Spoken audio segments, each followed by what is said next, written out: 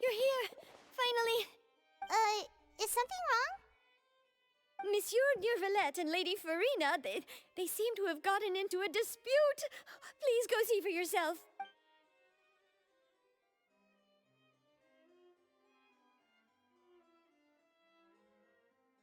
Like I said, I've already explained everything! And yet the problem has not been properly solved. There is little space for excuses between us. It is not my intention to offend you, but please, tell me where you stand. You are the Hydro Archon Focalor, are you not? Look at this. This is a list of the victims from the recent Poisson incident.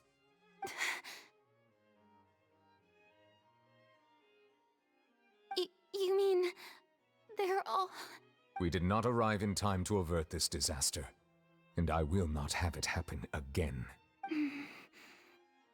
I will say this once more. You must tell me everything you know. Yesterday, I found 3 stone slates in some ancient ruins near Poisson. Do you know anything about those? Seriously? You're questioning me like this is a court case now. I don't know anything about that. But you found them in some ancient ruins, you say? That's correct, which is why I came to ask you some questions. There should have been 4 slates, but one of them was missing. The other 3 feature different images that seem to correlate to the prophecy. The prophecy?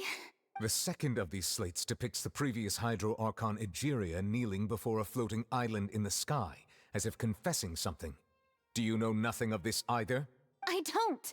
I've never seen such slates. I'll ask you again.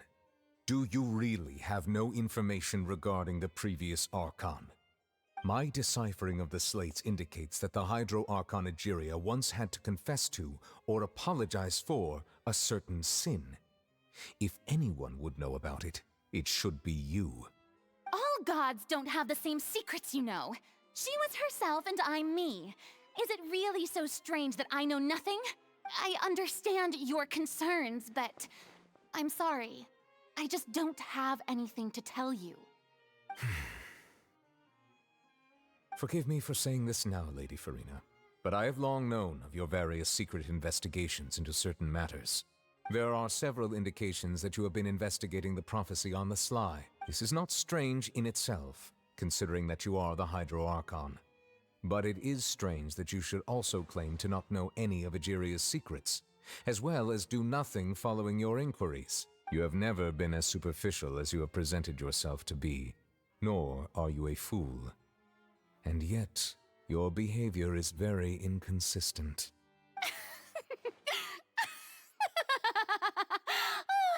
So you've been watching me all this time, have you? I didn't think you were that type. You...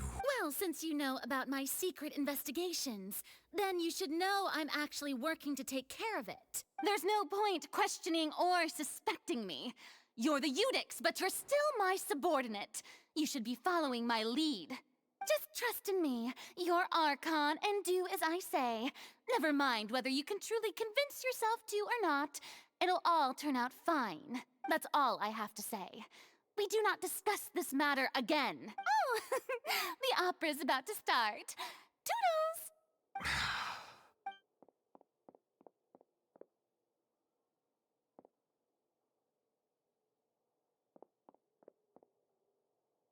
Did Farina not notice us standing by the door? Wonder what's up with her. She was smiling. She didn't seem in the mood to care if we were listening in or not. I assume you've been outside for a while now? Oh, you noticed. Seems Farina didn't even realize we were here. She was in a great panic, though I cannot discern the reason. Our discussion reached impasses time and again, a state of affairs that we cannot allow to continue. Still, I do not understand. Dialogue is the basis for understanding, so why did she keep refusing to engage?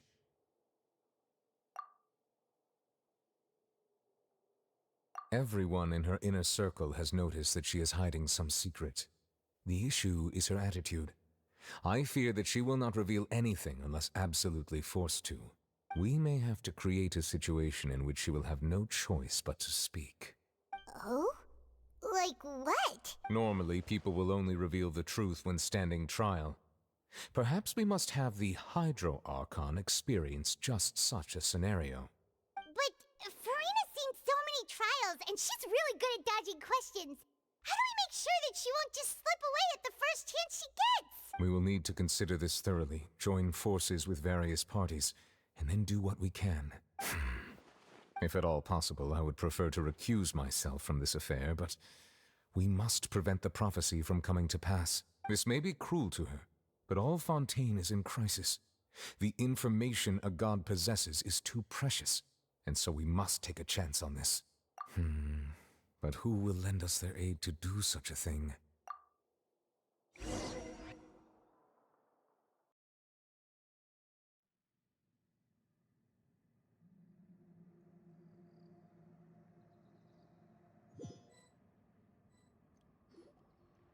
Well, that's everyone, huh? Speaking of which, it was pretty smart of you to think of hiding here. Poisson was just involved in a disaster, so it's presently devoid of people. That naturally makes it the best choice. And here you are drinking tea like it's the most natural thing in the world, huh? That's what families should do. Sit and enjoy a leisurely time together. It's nice to enjoy tea here, you know? Care for a cup? Lend me your ears, everyone. Or perhaps one of you might like to start us off. How about you, friend? Me? No, I don't think I can. Then, how about you, good sir? I fear that I will cause the mood on this boat to become as somber as it is in court. Well then, I guess we're lucky we've got a local like me to organize things. Wonderful, the spotlight at last. I guess I'll be facilitating things from here. That was a little long-winded, don't you think? Oh, you might be right. Anyway, to cut to the chase, our friend here, the Traveler, has brought us together to discuss something.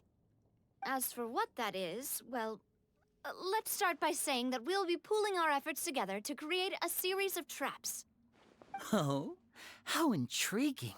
Well, it's just an expression, really. One that I just learned from Chlorand, and used on the spot. So, let's invite her to explain in detail. A round of applause, please. Huh? Didn't you say that you would be facilitating this? Oh, come now. Your work doesn't involve much public speaking, right? This is a good chance to practice. You might even pick up some fancy oratory tricks to impress your boss with in the future. I see. And what does my boss say? He is glad that you consider him your boss. Do go on.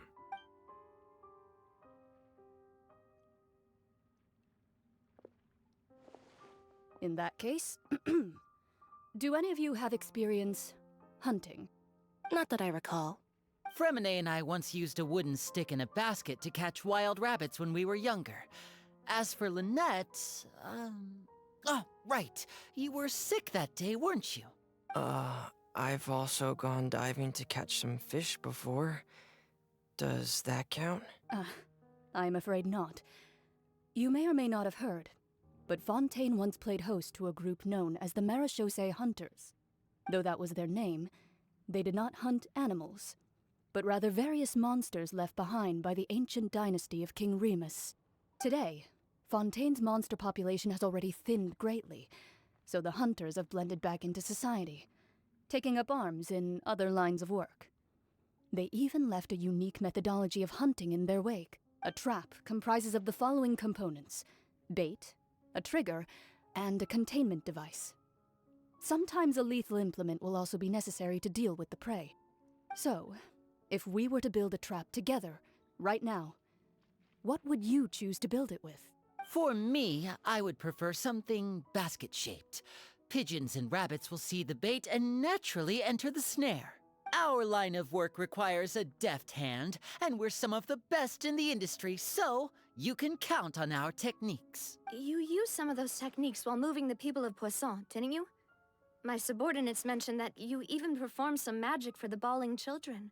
Yes, and I even managed to gather some intelligence in the meantime. I'm quite the multitasker if I do say so myself. I'm afraid I can't claim that as my strong suit. I prefer more stable methods, like placing bait in the water and waiting for the fish to come within reach. That's the kind of method I would count on. Calm and steady. Exactly the kind of person who would catch loads of fish. And I can be their assistant. With discretion, I'm sure. I'd probably use some sort of mechanical animal. Papa once bought me some small clockwork squirrels, mice, and such. When placed in the forest, they can attract others of their kind. I remember that you liked those too, didn't you? I did. And that would be a good way to go about it. If they're realistic enough, animals of the same kind will follow them all the way to the trap. What about you, Monsieur Neuvillette? I fear I do not have any related experience. That makes sense. You usually solve problems directly, without the use of any such tricks. But I do have one more question for you, monsieur. If we were to create a trap now, how would you design it? I would like for it to be effective, but bring no harm to the prey. A more gentle trap would be ideal. Kind, as always.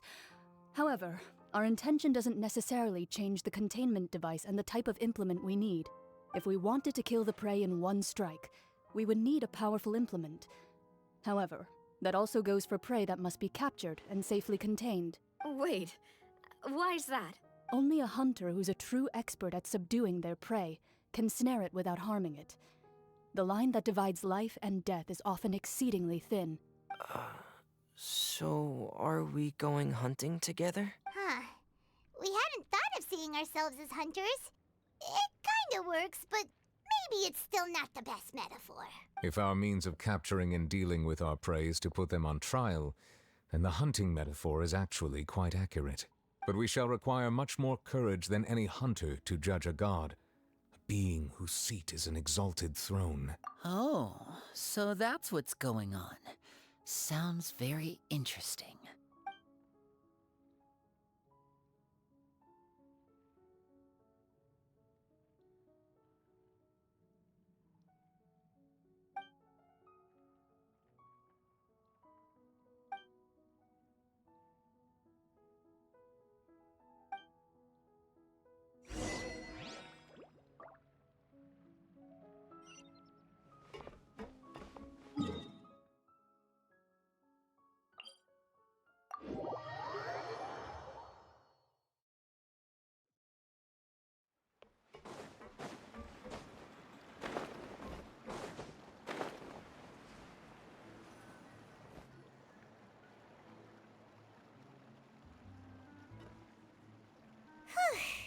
It's been a tough few days, hasn't it?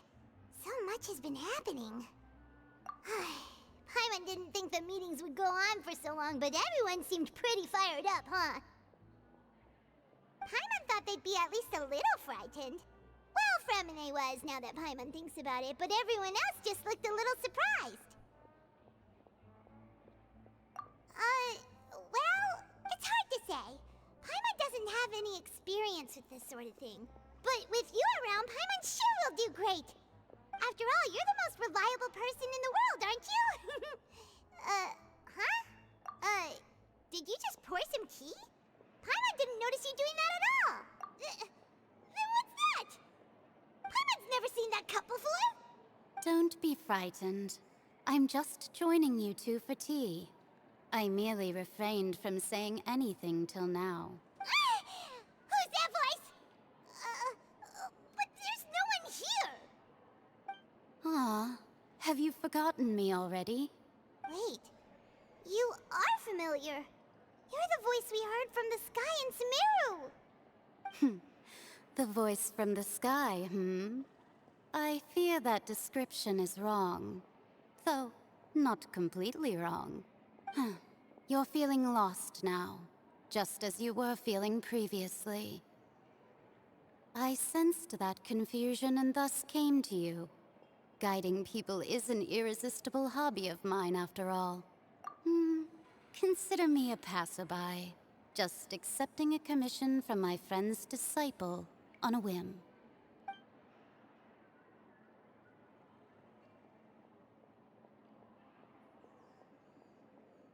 The prophecy.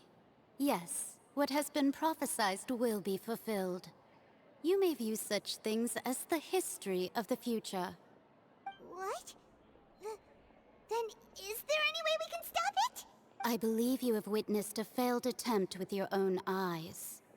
Can everything in Tevat so easily be changed? Ah, so you've caught on. Just as prophecies are usually only the future as seen from the perspectives of the gods, could things be happening in hidden corners where the god's gaze does not fall? Are the things that you shall see different from the fate that the gods perceive? What is she talking about? It all sounds really impressive and important and stuff, but it also sounds kind of scary. I believe that you understand, right? Some things are insignificant, but others you must reach out to change. Ultimately, fate shall serve as your only guide, no matter what will happen in Tevat's future.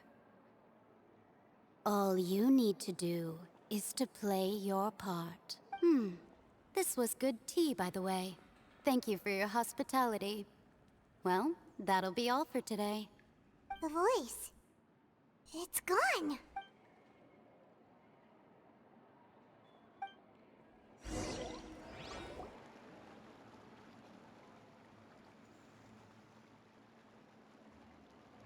What?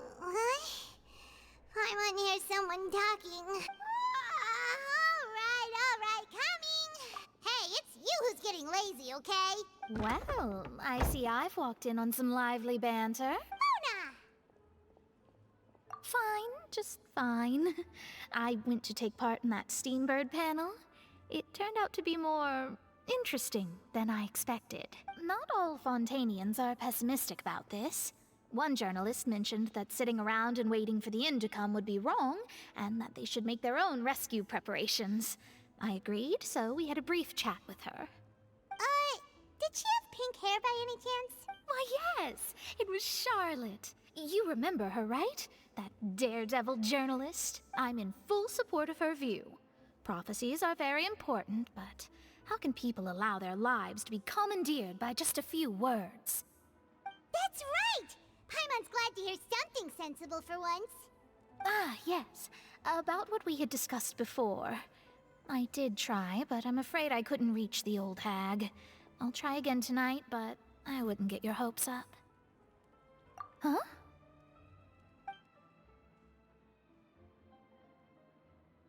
Goodness gracious. Are you serious? She said that even the god's gaze has blind spots. Pretty bold if you ask Paimon. Most people would believe the gods to be all-knowing, right? The Hexen Circle members are certainly anything but ordinary. As for the mage named N, the old hag has mentioned her a few times.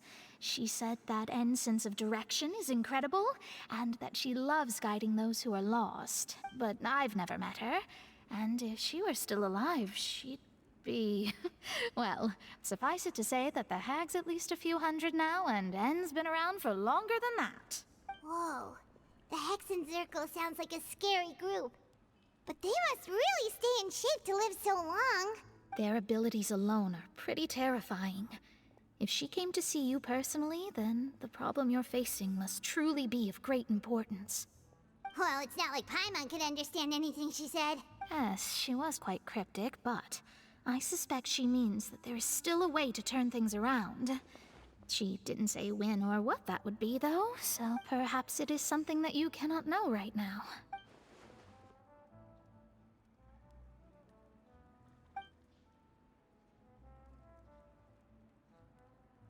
Traveler, Paimon, are you two all right? Oh, we're fine. We're just a little down right now. It kind of feels like the end is coming, you know? I see. I feel that same sense of desperation, too. I guess you could consider me someone who has often witnessed fate. So far as I have seen, it cannot be swayed. But even so, I still hope for, and believe in, miracles. Astrology is eternal and rational, but fate may not be. It is cruel, but it can also be beautiful. Perhaps that's what En was trying to tell you. Not to lose heart, and to believe that what you are seeing playing out before you is not yet set in stone. I did originally think of steering clear of all this, but I couldn't. Even if this is all futile, I still wish to help everyone. If we don't struggle to the last, then how can we face the end when it comes? Huh. You do have a point. There I go, talking about astrological principles again. Sorry about that. The moment I start talking about work-related stuff. I need to get going. It was worth trying to comfort you, even if only a little. I believe that you'll help those who are struggling in the same way I did. I suppose that might be why we always seem to meet by coincidence. Paimon feels kind of moved by what Mona said, but also kind of sad too. Hey, Traveler, Paimon suddenly feels like going outside for a walk. Let's go. Let's walk around the city, shall we?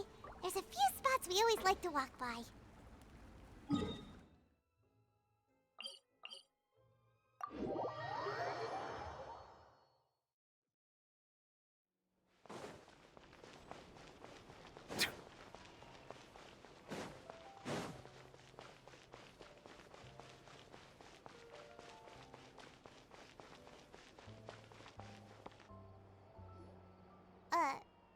Huh?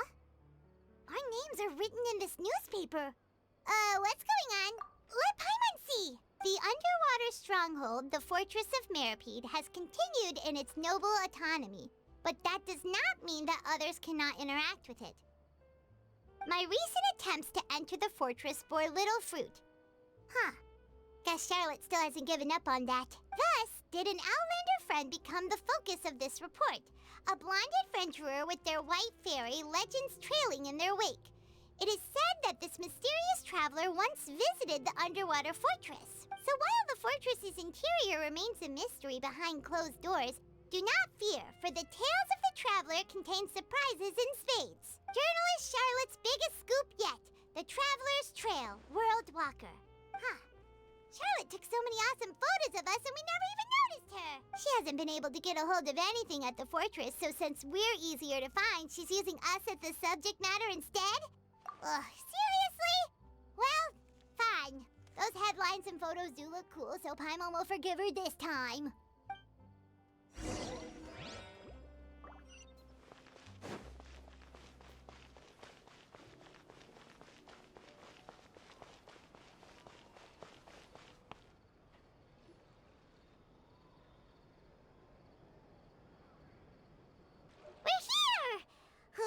Paimon's hungry. Should we go in and get something to eat?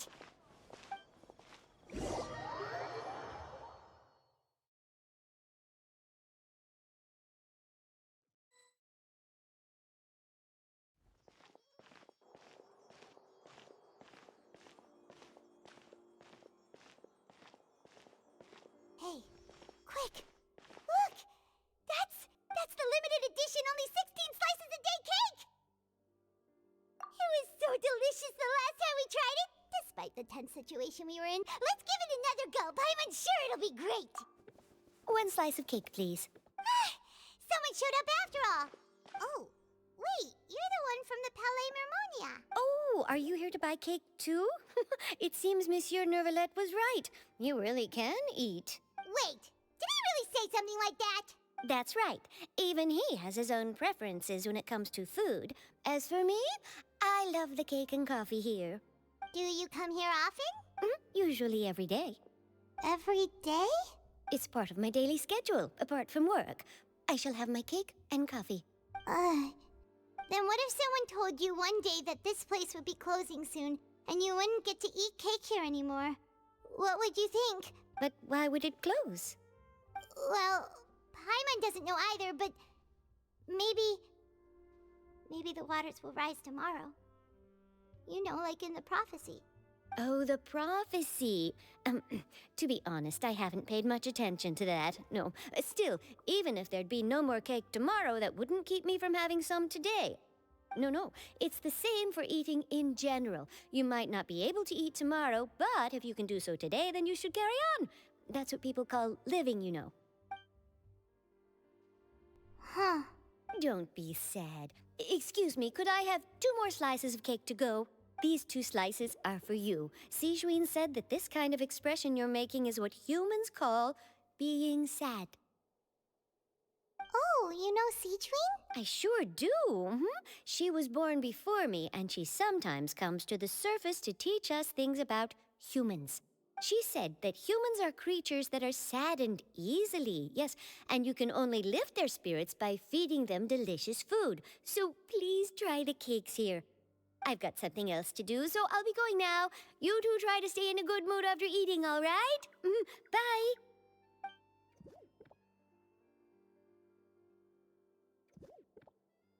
And there she goes. All right, let's dig in. Paimon's sure this cake will be delicious.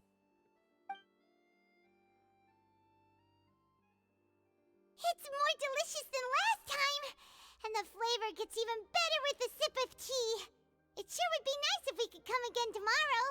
Sure would be nice if we could always eat delicious food here.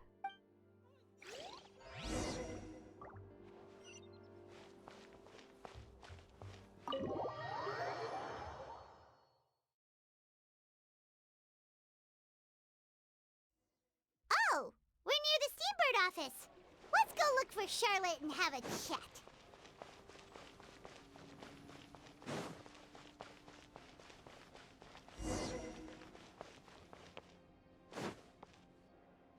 Wow! If it isn't the Traveler and Paimon! Oh, have you seen the article I wrote about you? Ha! You've got some nerve! You just used us to make some quick mora! Oh, you needn't worry about that. I heard that you were in Poisson some time back, so I sent you a letter to discuss just that. It's all right, though. I've set aside the amount intended for you. I've even set the table with some food. Really? Oh, you're the best! You're almost a little too easy to win over, Paimon. If I were a journalist with ulterior motives, you'd be in trouble now, you know. Oh, Paimon knows you're not like that. Still, what brings you here all of a sudden? Were you looking for me? When Mona mentioned you, we thought of coming to see you at work. I see. It seems you've already bumped into Mona here in Fontaine. So she mentioned me? What did she say? She said that you're a real daredevil of a journalist. Nice. In which case, can this daredevil journalist dare to request an exclusive interview with the legendary Traveler and Paimon? Huh? So your article in the paper today doesn't count? Oh, of course it doesn't. That was more like live photography. What I'd like to do is dive deeper and ask you to talk about the things you've seen and experienced. Yeah, are we even qualified enough? Why not? If I say you're worth an interview, then you're worth it. But not right now, of course. I'll need a few days to prepare. Oh, in that case, we'll just chat when you have the time then? Oh, so that's a yes? Ooh, splendid! I'll tell the editor-in-chief immediately. I'll have to apply for lighting, a venue, some props, and... Whew, so much to get done now. Talk to you later. Wait, Charlotte, Paimon's still got a question for you. And what's that? If, just for example, Fontaine were to be flooded tomorrow, what would you do today? Huh, that's the prophecy you're talking about, isn't it? I mean, I do hear about it often, but I've never once thought that the day could be tomorrow. If you're seriously asking, then I might try and think of a way to leave Fontaine. Oh, but I'm still a journalist first and foremost. That means I have a duty to be reporting from the scene. And secondly, I wouldn't forsake my homeland that easily. From what I've seen, most people don't know what they'd do should the worst come to pass. In truth, it might be better just to behave like normal rather than worry over such an end. So in all likelihood, I'd probably still be prepping at the office for that interview of ours. I know what you're thinking. That sounds a bit sad, but I've always believed that it's best to do what you enjoy. Just think about it. If this nation really were to be suddenly destroyed tomorrow, but I still successfully finish an exclusive interview with a truly unique person, then the story I would wind up writing would truly be timeless. And then do you know what I'd do? Well, I'd write that story, send it for printing, and use messenger pigeons to get copies out to the various nations as soon as possible. I'm not a dreamer, nor am I a workaholic, but I do love my job, and I'd be proud of leaving such an article behind. I guess you could say that I was born to be a journalist. But anyway, that's my answer. And on that note, I'll get back to my preparations. That's so nice. All of a sudden, Paimon actually kinda envies her. Anyway, let's go and take a look at the sea, shall we?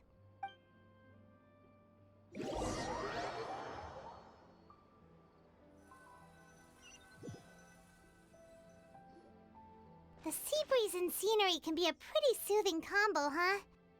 Paimon's been thinking. If it wasn't Fontaine, but all of Tevat that would be destroyed tomorrow, where would we go and what would we do? No, Paimon should ask, if you could choose, what would you like to do?